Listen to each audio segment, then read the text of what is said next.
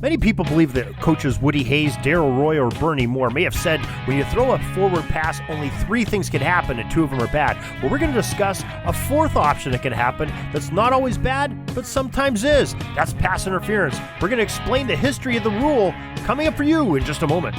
This is the Pigskin Daily History Dispatch, a podcast that covers the anniversaries of American football events throughout history on a day-to-day basis. Your host, Darren Hayes, is podcasting from America's North Shore to bring you the memories of the gridiron one day at a time. So as we come out of the tunnel of the Sports History Network, let's take the field and go no huddle through the portal of positive gridiron history with PigskinDispatch.com. This podcast is part of the Sports History Network, your headquarters for the yesteryear of your favorite sport. You can learn more at sportshistorynetwork.com. Hello, my football friends. This is Darren Hayes of PigskinDispatch.com. Welcome once again to the Pig Pen, your portal to positive football history. And today, I don't know if it's so much of a positive thing we're going to talk about, but it is a piece of football history, and that is the rules on pass interference. You know, some of the biggest calls by officials in the history of football have come down to the rules on what is called the foul of pass interference.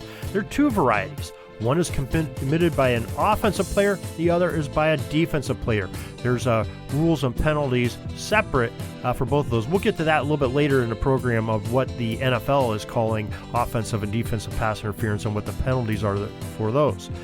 The rules for both have morphed with the game over the last century plus, and we want to take a look at the history of this very important rule in the game of football. Now, we cannot start our conversation about pass interference without at least acknowledging the adoption of the forward pass in football in 1906. You know, there wouldn't be pass interference if there wasn't a forward pass. The pass was supported by names such as coaches John Heisman, Amos Alonzo Stagg, Bob Zupke, and others, while opposition to the forward pass of this concept was mainly from the old guard of the football powerhouses in the East, like Harvard, Penn, Princeton, and Walter Camp of Yale. Now, we know the story. Severe brutality in the game, which produced severe injuries and even death of players, prompted President Theodore Roosevelt, President of the United States that is, to issue a request that football rules bodies tame the game a little bit. The forward pass was one of the many items on the agenda to open up the game by rules committees in those 1906 through 1912 eras to try to make it safer for participants. Now, the forward pass was pretty much unrecognizable to the modern football eye until about 1912, according to author Timothy P. Brown in his very informative book, How Football Became Football. And to get legalization of the throwing of the forward ball, proponents had to appease the concept's opposition by having strict rules on its use. Now, quirks such as an incomplete pass being a turnover, as well as restricting how far a throw could go and where it could be tossed from, were obstacles among many that really made it a detriment to try to throw a forward pass. But there were some of those that tried this new concept and had success at it. Now, this didn't fix everything wrong with the football's brutality, as a spike in fatalities occurred again in 1909, 3 years after these initial changes, and it led to another round of reforms that further eased restrictions on the forward pass and formed the foundation of the modern sport. Now, football could not survive without a balanced attacks between the offensive and defensive sides of the ball, and the football minds of 1910 saw the passing game as one tool that could be tweaked to retain the balance needed. And of course, this is from the NCAA in 1910. Remember, professional football really didn't have its own rule book until the 1930s. Now, interference was addressed, and the Rules Committee decided that passes could be effective, but what they had to be thrown from 5 yards behind and could travel no further than 20 yards beyond the line of scrimmage. This conservative reform by today's standards was more than made up in the rules revisions of the pass interference rules. The first rule on the subject is a dandy and best described by the actual verbiage used in 1910.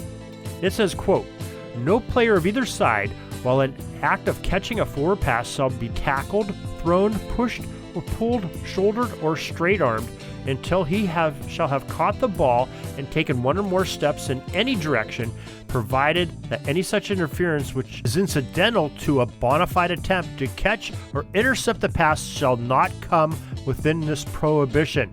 Note, if a forward pass is merely touched or fumbled by a player, no player of either side may even interfere with an opponent until the ball is actually in possession of the player, except in a bona fide attempt to get the ball. Unquote.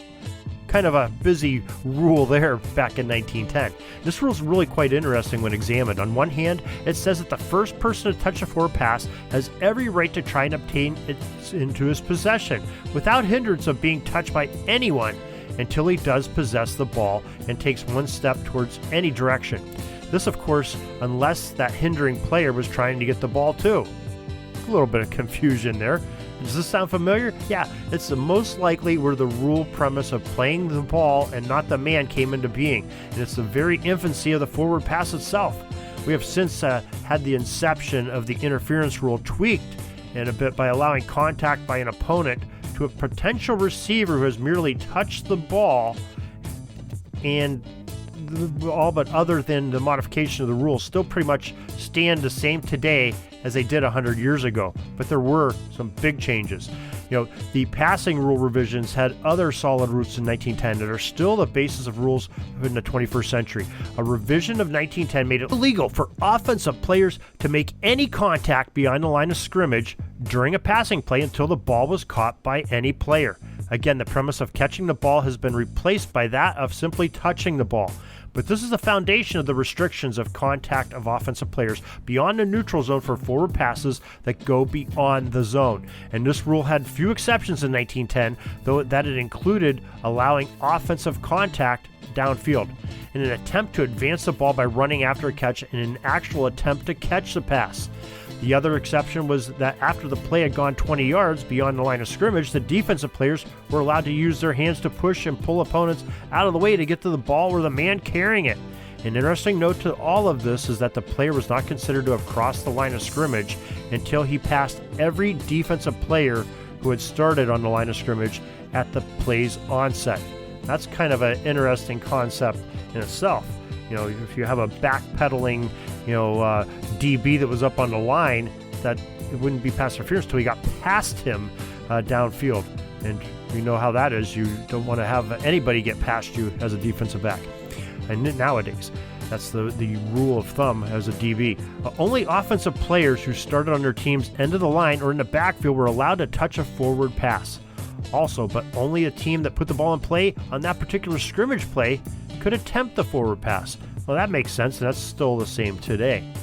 Now, the players of the defense were allowed under the same restrictions as the offensive players on a forward pass beyond the line of scrimmage due to the 1910 revisions. They could only contact an offensive player who possessed the ball and had taken one step unless they were making a play in the ball or trying to get the man with the ball. They also could not contact offensive players during a kick play from scrimmage unless it traveled at least 20 yards beyond the line of scrimmage. And they could not make this contact on scrimmage kicks shorter than 20 yards, provided that their hands were close to their bodies in an attempt to ward off and obstruct opponents from getting to the player who was carrying the ball. Now, a great article by Referee Magazine has a fantastic article written by Jeffrey Stern on pass interference. It's called A Guide on Pass Interference, the ultimate guide on pass interference. And it says in 1909 and 1910 revisions stated that pass interference was only possible 20 yards or less from the line of scrimmage. However, the rule stipulated it was repealed in 1912, and the initial penalty for the defensive interference was 10 yards from the previous spot, and it was also a first down. On the other hand, offensive interference resulted in a loss of down only during that era. That's a pretty severe penalty at the time when yardage gain was at an ultimate premium and every down really counted, even more so than today. Now, Walter Camp, they say, who was one of the great pioneers of the game. We've talked about Walter Camp, and a lot because he's the founder of modern football. But he lobbied for the Rules Committee several times to modify the interference rules. The man that was at every committee meeting gathering on the rules and even passed away at the March of 1925 Rules Committee meeting. But his pleas at the 1916 meeting focused on the proliferation of interference by defenders more than 15 yards beyond the previous spot. Sounds crazy, But there was a big loophole in the rule because the enforcement of the foul at the previous spot, a defense would be at a better advantage to foul rather than to allow a completion more than 15 yards downfield. It was not until the next year, though, that camp finally persuaded the committee to have the ball awarded to the offense at the spot of the foul, which is the way the current NFL rule reads. Now, the offensive interference was again addressed in 1922, and when the penalty was increased to 15 yards from the previous spot with a loss of down. And that's sort of where we're still at in the high school and the collegiate level NCAA rules. You know, with the NFL, if there's a 30-yard pass downfield and there's interference 30 yards downfield, well, the offense gets a ball at that spot of the foul, 30 yards downfield.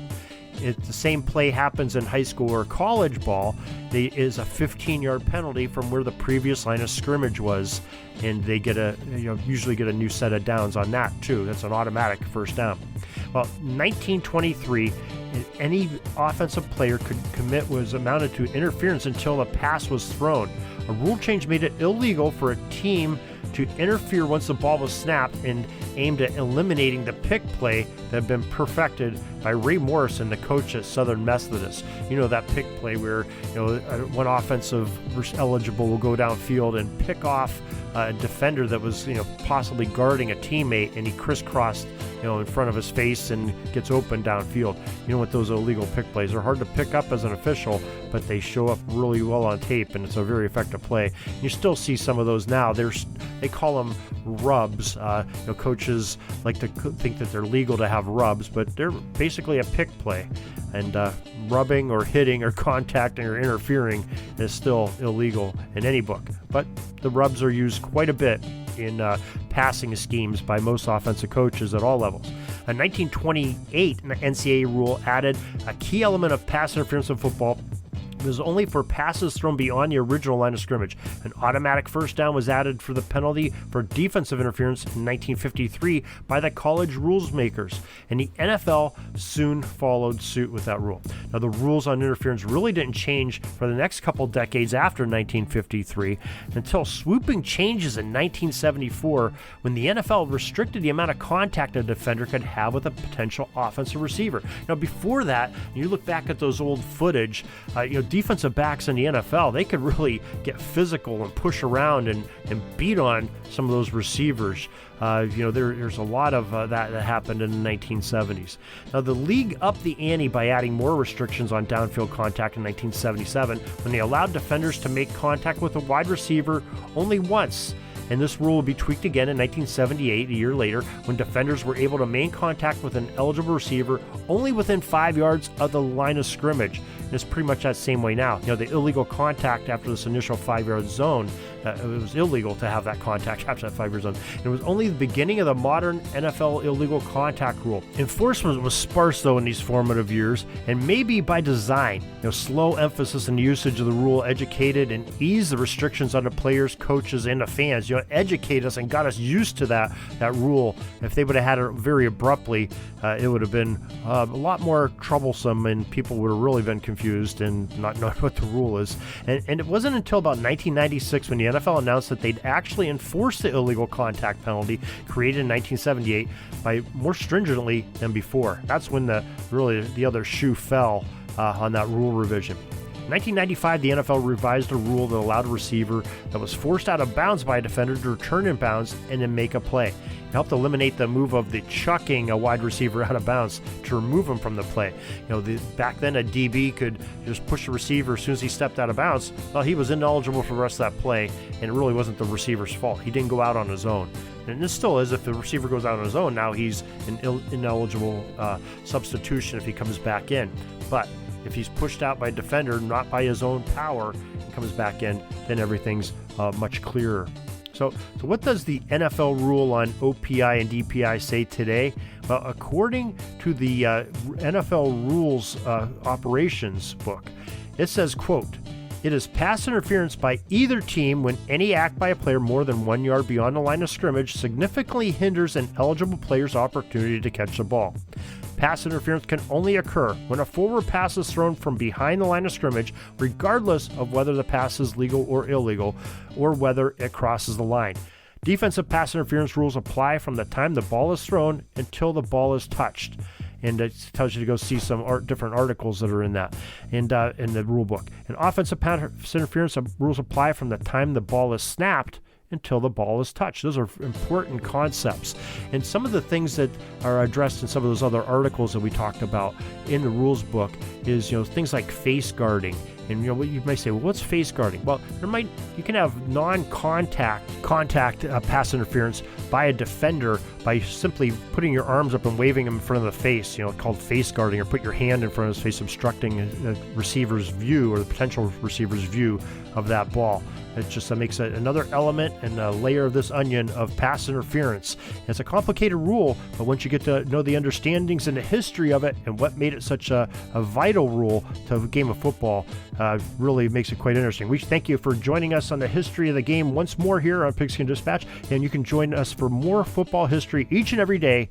And till tomorrow, everybody, have a great gridiron day. That's all the football history we have today, folks. Join us back tomorrow for more of your football history. We invite you to check out our website, pigskindispatch.com, not only to see the daily football history, but to experience positive football with our many articles on the good people of the game, as well as our own football comic strip, Cleat Marks Comics. Pigskindispatch.com is also on social media outlets, Facebook, Twitter, Instagram, and don't forget the Pigskin Dispatch YouTube channel to get all of your positive football news and history. Special thanks to the talents of Mike and Gene Monroe, as well as Jason Neff for letting us use their music during our podcast. This podcast is part of the Sports History Network, your headquarters for the yesteryear of your favorite sport. You can learn more at sportshistorynetwork.com.